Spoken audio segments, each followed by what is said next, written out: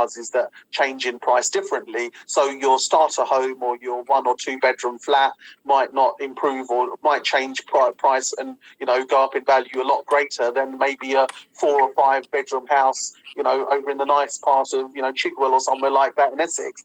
Who knows at the end of the day? But all that I would say is if it's for yourself, in the short term, these blips are ironed out. In the long term, look back at any, pricing data.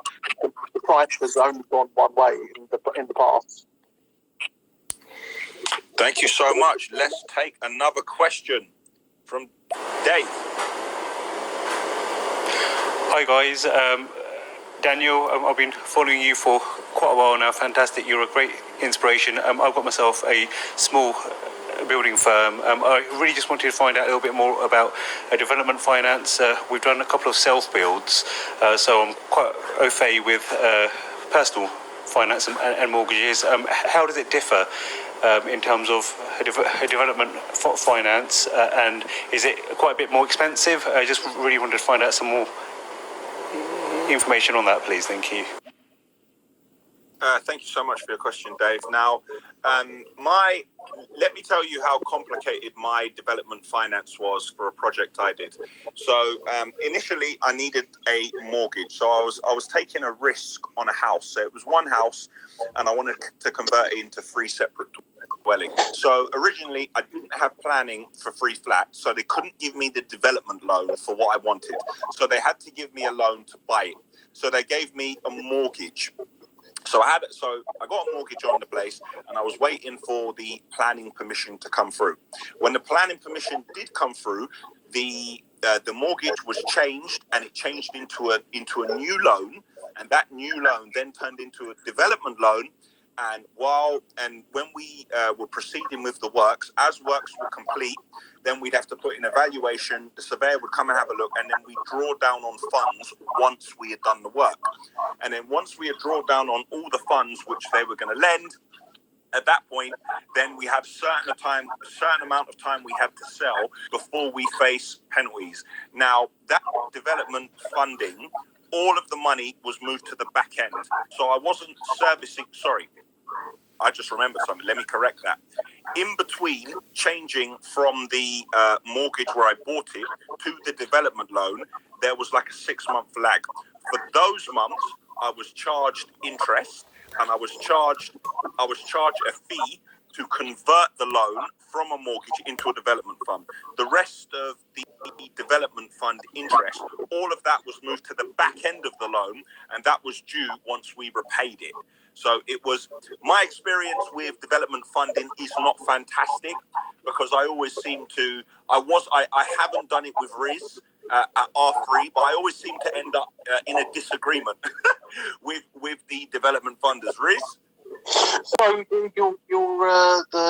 the question was relating to, said it on previous experience on self-build, and let's just clear up a few things here in terms of the difference and some of these terms. A self-build mortgage is something like you and I could do. We could find a plot of land and we want to build a property in there for our own owner occupation. That's generally what's classed as a self-build. And how the lender would do that is that they would lend on a percentage of the land and the build cost from there onwards, and when the deal's done, it'll just be converted onto a normal term mortgage. Development finance is something that's completely different to that, and that's where, as you're talking about, you're buying a plot of land with planning permission, looking to build something from there onwards, and then exiting the development loan by either converting it to a term debt or alternatively from selling that asset. So the one thing with this type of development finance and anything else, you need to consider a few things. Firstly, the costs of acquisition,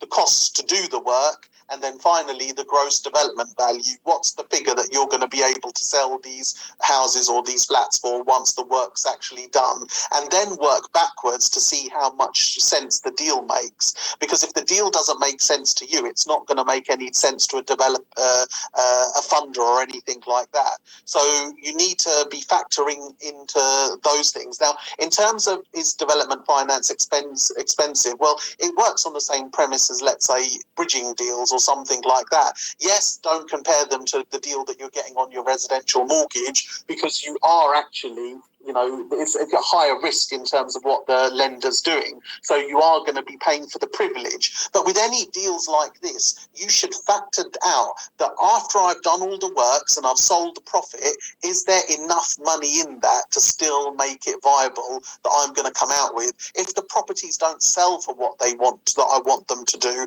or if the project overruns and I'm faced with extra costs, does it still make sense? And this is again coming back to, you need to be looking at God knows how many deals before you start going and getting involved with one. Now, Daniel, I'm not sure of your circumstances, but sometimes when you come up to an end of development, there could still be the financing outstanding and it's coming up to the end of the term. You can either go back and renegotiate an extension with the existing lender, or you can look at some development exit loans and go to another lender and look to do anything from there onwards. But development financing, like any type of bridging loan, you need to know what the start, where you're starting from, where you're finishing, and ultimately you want to get out of it as quick as possible. Yeah, that is key. Getting out of it as quick as possible is key. Whether you're selling them, whether you're remortgaging them, you need to get out as soon as possible. Let's take another question. Sorry. Go on.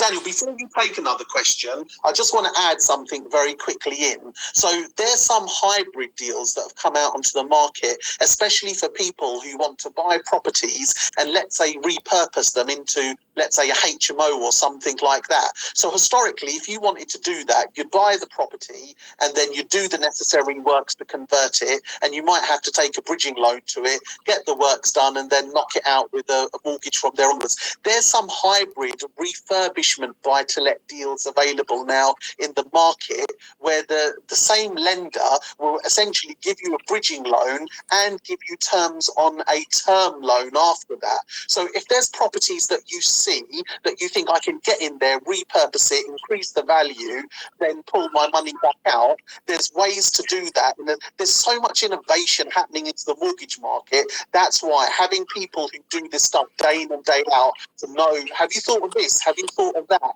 That's where you need to be ahead of this. That's where you need to be ahead of this game.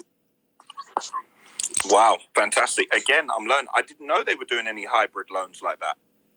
Is that pretty new? Is that something they've been doing for a while? Or?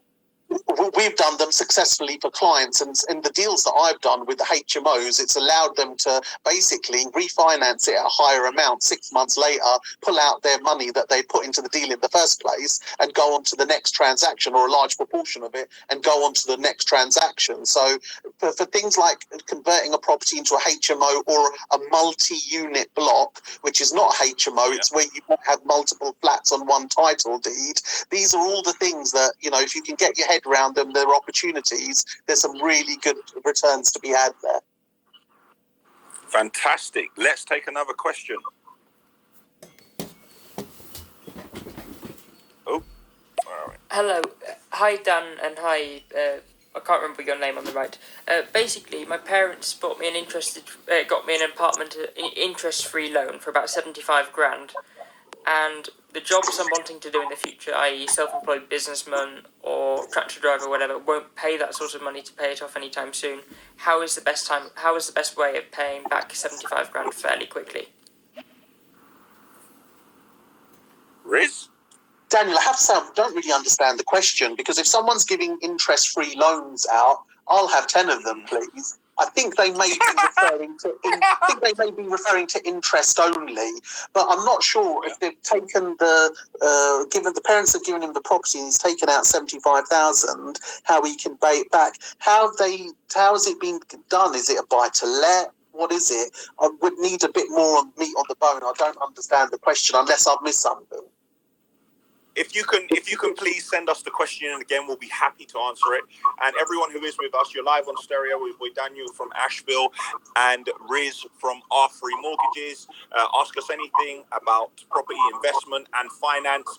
I myself have learned a couple of things in this. Let's take another question. Hello lads, what would you advise someone to do with already a mortgage? Would you advise them to buy a house to flip, or would you advise them to buy a house to rent out? Cheers. Great question, thank you. But I would say that all depends on your personal circumstances. That depends on your personal circumstances. It depends on what your income is. It depends on how much equity you have in your existing property and what you actually want to do. Would you like to produce a long-term income-producing asset? Or would you like to try your hand at quick flipping to try and make some money now and go again and go again and go again? A lot of companies I know, like pension funds and stuff, they've given up on the quick flip. It's all about the income producing assets.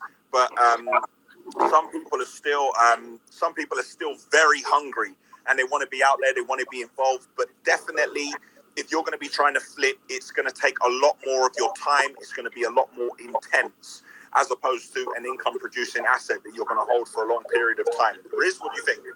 Daniel, it's a very good question. And the one thing that I would really highlight to anybody who's listening onto this stereo is that before you do anything on the property side, you need to sit down with a blank piece of paper and decide, what is my strategy? Why am I doing this? What do I want to achieve?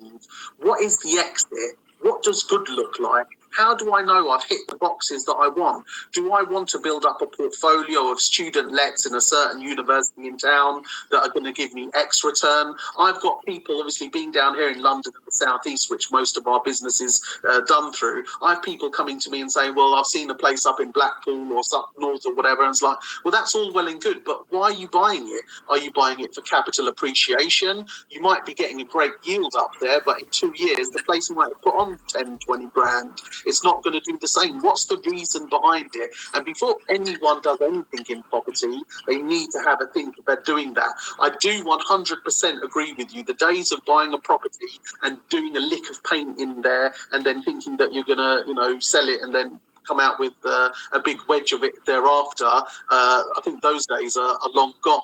But the one thing that I would say is that how are you going to make money in property? Yeah, if you just ride the market, you've got no influence in that. If you buy something and improve it, extension, we renovate it inside, new kitchen, new bathroom, that's what's going to do something. Yeah. Fantastic. Let's take another question. And Derek Robinson is back. Derek, before I even listen to this,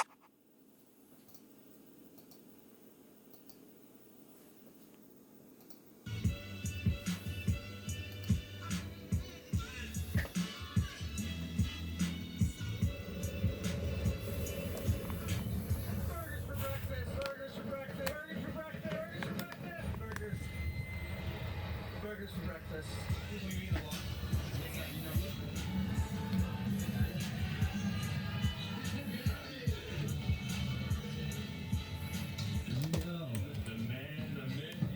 Whoa, look at this production. Hey guys, how much am I allowed to talk about what we're doing here in my own video? Yeah, nothing we're doing here is a big secret. Right. Okay, great. Yeah. Burgers for breakfast. Okay, so what I'm doing here is, Hot Ones from First Sweet Feast? Well, they have another show called The Burger Show, and it's hosted by Alvin here. Alvin's like pretty much the biggest deal chef there is. Oh my God. Started a restaurant called Egg Slut. Yeah, Egg Slut, Venice, LA, Vegas, you name it. When does this come out? When does this episode come out? April. April? Tune in on April 9th. April 9th. First Sweet Feast YouTube channel. We're gonna finish that? I don't think so. I don't know, maybe a quick like.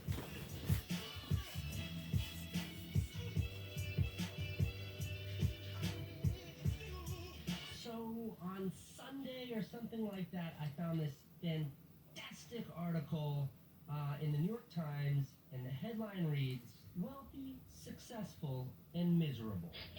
The upper echelon is hoarding money and privilege to a degree not seen in decades, but that doesn't make them happy at work." It is a very, very interesting story, article. It's about a lot of things, but they focus on like this one character that the journalist met at a reunion, and this guy